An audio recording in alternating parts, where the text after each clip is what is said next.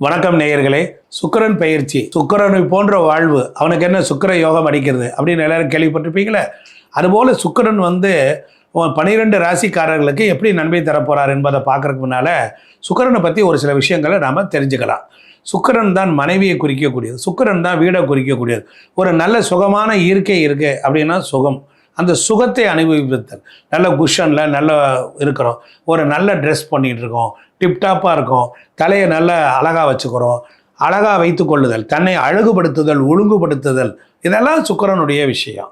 அதே போல் ஒரு பெண்ணை பார்த்த உடனே ஒரு மோகம், ஒரு காதல், ஒரு காமம், ஒரு வசீகரம், ஒரு பொருளை பார்த்தால் ஈர்த்தல், ஈர்த்து கொள்ளுதல், எல்லோரோடையும் இணங்கி போகுதல், ஒத்து போகுதல், வேறு பெண்பாள்களை பார்த்த மாத்திரத்தில் நமக்கு ஒரு துள்ளல் ஏற்படுதல், சில இடத்துல பேசினாலே ஆனந்தம் ஏற்படுதல். அதனால தான் காலபுருஷத்துக்கு 2ஆம் இடத்துல இந்த சுக்கிரனை வைத்தார்கள். அப்போ எல்லாரையும் ஆதரித்தல். அப்போ அதே போல் குறுக்கு வழியில் போய் எப்படி முன்னேறுதல், இதெல்லாம் சுக்கிரன். அப்போ சுக்கிரன் என்றால் உங்களுக்கு எதை கொடுக்கும்? சினிமாவை கொடுக்கும். அதே போல் உங்களுக்கு எதை கொடுக்கும்? ஆடு மாடுகள் வளர்த்தலையும் குறிக்கும் சுக்கிரன் தான். அப்புறம் அதே போல் வெளிநாடுகளுக்கு சென்று உல்லாச வாழ்க்கை வாழ்தல், அதெல்லாம் சுக்கிரன் தான். விதவிதமான நவநாகரிக ஆடைகள், நிறைய நகைகளை போட்டுக்கொள்ளுதல், இதெல்லாம் சுக்கிரன் தான். இப்படிப்பட்ட இந்த சுக்கிரன் உங்களுக்கு ஒரு யோகத்தை கொடுப்பாரா? கொடுப்பார். ஏனென்றால் சுக்கிரன் உச்சமடைகிற வீட்டிற்கு வந்திருக்கிறார். அதனால உறவில் திருமணமானவர்கள், நல்லா வாழ்ந்தவங்க குடும்பம் அப்படின்னு இருக்கு. இந்த சுக்கிரன் தான் சந்திரனை போல் செயல்படுவார். சுக்கிரன் உங்கள் ஜாதகத்தில் எந்த வீட்டில் இருக்காரோ அங்கே குலதெய்வம் சம்மந்தப்பட்ட பிரச்சனை இருக்கும், குலதெய்வத்திற்கு ப்ராப்ளம் இருக்கும், குலதெய்வம் பிடிமன் எடுத்த இருக்கும். அப்போ சுக்கிரன் சந்திரனை போல் செயல்படுவார். சுக்கிரன் மகத்தில் தான் பிறக்கிறார். அப்போ சிம்மத்தை போல் இருப்பார்கள்.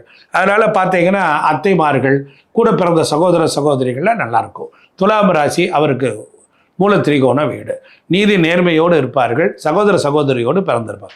மொத்தத்தில் சுக்கிரன் என்பவன் வாழ்வில் சுகத்தை தரப்போறான். வாருங்கள் 12 ராசிக்கு பார்ப்போம்.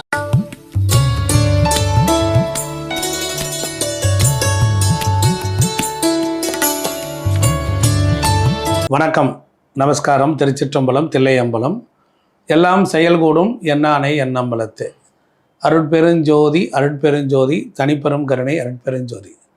உலகெங்கிலும் இருக்கக்கூடிய நம்முடைய நேயர்களுக்கு இனிய காலை வணக்கம். சுக்கிர பயிற்சி. சுக்கிரன் அப்படிங்கிறவர் நவகிரகங்களில் ஒருவர். சுக்கராச்சாரியார் அப்படின்னு நம்ம கேள்விப்பட்டிருப்போம். பொதுவாக சுக்கிரன் அப்படின்னாலே சுகபோகமான வாழ்க்கை, நல்ல ஆடை ஆபரண சேர்க்கை, நல்ல வீடு வண்டி வாகனம், சொத்து சுகம், நல்ல ஐஸ்வர்யமான வாழ்க்கை, இதுக்கெல்லாம் சுக்கிரன் நமக்கு சப்போர்ட் பண்ணணும். அப்போ அதே போல் நமக்கு சுக்கிர பகவான் ஜனவரி 6, அதாவது இப்போ இந்த மார்ச் மாதம் 3ஆம் தேதியிலிருந்து சுக்கிர பகவான் நமக்கு கும்பத்திலிருந்து மீனத்துக்கு இடப்பெயர்ச்சியாக இருக்கார். 30 நாள் வரையிலும் அவர் ஒரு ராசியில் இருக்கார். இப்போ பாருங்கள், மேசராசிக்காரர்களுக்கு இந்த சுக்கிரன் எப்படிப்பட்ட நன்மையை தரப்போகிறார் அப்படின்னு கேட்டால், குழந்தைகள் வகைகளில் ஒரு நல்ல சுப விரயங்களை அவர் தருவார். மேசராசிக்கு 12இல் அமர்ந்திருக்கக்கூடிய சுக்கிரன் 30 நாளில் முதல் குருவின் நட்சத்திரத்தில் வருவார். அப்போ மேசத்துக்கு குரு என்பது 9, 12 கூடியவர். அவர் இப்பொழுது இருப்பதோ 3இல் இருக்கிறார். ஸோ அதனால் இந்த குடும்பத்தில் நிறைய விரயங்கள் ஏற்படும். பெரிய அளவு சொத்து சுகங்கள் இருந்தால் அதை பராமரிக்கிறதுக்கும் விரயங்கள் வரும். குழந்தைகள் வகைகளிலையும் விரயங்கள் வரும். என்ன காரணம் அப்படின்னா, மேசத்திற்கு ராசியிலேயே பரணி நட்சத்திரம் இருக்குது. அப்போ ஜாதகரே என்ன பண்ணுவார்? சுகபோகமான வாழ்க்கைக்காக அவர் பணம் காசு விரையினார். இப்போ விரயஸ்தானத்தில் சுக்கிரன் வரும்போது சுகத்தின் பொருட்டு விரயம் ஏற்படும். அப்போ குடும்பம் எங்கேயாவது ஒரு வகையில் சந்தோஷமாக ஒரு வாகனத்தை எடுத்துகிட்டு ஒரு டூர் போகலாம், அந்த மாதிரி வகையிலையும் ஒரு விரயங்கள் வரும். அதே மாதிரி பார்த்திங்கன்னா 5ஆம் வீடு, மேசத்திற்கு 5ஆம் வீடு என்பது அங்கே பூர நட்சத்திரம் இருக்கிறது. அந்த பூர நட்சத்திரத்தில் தான் சுக்கிரனுடைய ஸ்டார். அப்போ தந்தைக்கு வகையிலையும் தந்தை வழி உறவுகள் வகைகளிலையும் யாருக்காவது ஒருத்தருக்கு விரயங்கள் வரும். குழந்தைகள் வகையில் கல்வி செல்வு, குழந்தைகளுடைய ஆராய்ச்சி கல்விக்காக அது சம்பந்தமாகவும் விரயங்கள், பணம் விரயமாகும். அப்போ அவர்களுக்கு நன்மையாக இருக்கும். அதே போல் அறிவு, புத்தி, மனம், பணம் சம்பாதிக்கக்கூடிய வழிமுறைகளை சுக்கிரன் கொஞ்சம் கொடுத்து தான் கெடுப்பார். அதனால் விரயம் என்பதை தவிர்க்க முடியாது. அதனால் அதை புத்திசாலித்தனமாக நாம் மாற்றிக்கொள்ள வேண்டும்.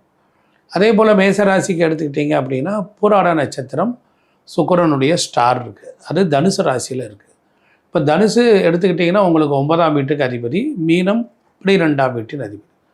அப்போ குருவினுடைய வீட்டில் இருக்கிற பொழுது குலதெய்வ வழிபாடு, தெய்வ வழிபாடு, தந்தைக்கு வைத்திய செலவுகள் வகைகளிலும் பணம் விரயமாகிறதுக்கு வாய்ப்பு உண்டு. ஒரு சில பேருக்கு வெளிநாடுகள் போய் வருவதற்கு, இன்ப சுற்றுலா மாதிரி போய் வருவதற்கும் வாய்ப்புகள் உண்டு. குடும்பத்தில் பொறுத்தளவில் நிறைய வசதி வாய்ப்புகளை அனுபவிப்பதற்காக இந்த விரைய சுக்கிரன் உங்களுக்கு நல்லதே செய்வார். அப்போ உங்களுக்கு பொன்பொருள் ஆடை ஆபரண சேர்க்கைகள் வரும். திடீர்னு ஒரு விசேஷங்களுக்கு கலந்து கொள்ள வேண்டியது வரும். இல்லை என்றால் உங்களுடைய குழந்தைகள் வெளிநாட்டு கல்வி சம்பந்தப்பட்ட விஷயத்துக்கும் செலவழிக்க வேண்டி வரும். குழந்தைகளுடைய கல்விக்கு நம்ம பணத்தை விரயம் பண்ண வேண்டியது. நான் சொல்கிறது மேசராசிக்காரர்கள் அவர்களுக்கு சொல்கிறேன். அதே போல் மேசராசிக்காரர்களுக்கு அவர்களுடைய மனைவிமார்களுக்கு 6ஆம் இடத்தில் இருக்கக்கூடிய சுக்கிரன் நோய் வைத்திய செலவுகளையும் கொடுக்காமல் போக மாட்டார். அப்போ அது மட்டும் இல்லை, அப்போ நான் மேசராசிக்கு 4ஆம் இடத்துக்கு 9ங்கும் போது இடம் வாங்கலாம், சொத்து வாங்கலாம், வண்டி வாகனங்களை பழையதை கொடுத்துட்டு புதுப்பிக்கலாம், அந்த மாதிரியெல்லாம் செய்யலாம். ஒரு சிலருக்கு பூர்வ புண்ணியத்தில் இருக்கக்கூடிய சொத்துக்கள் ஒரு முடிவுக்கு அவங்க நன்மைகளை அடைவார்கள்.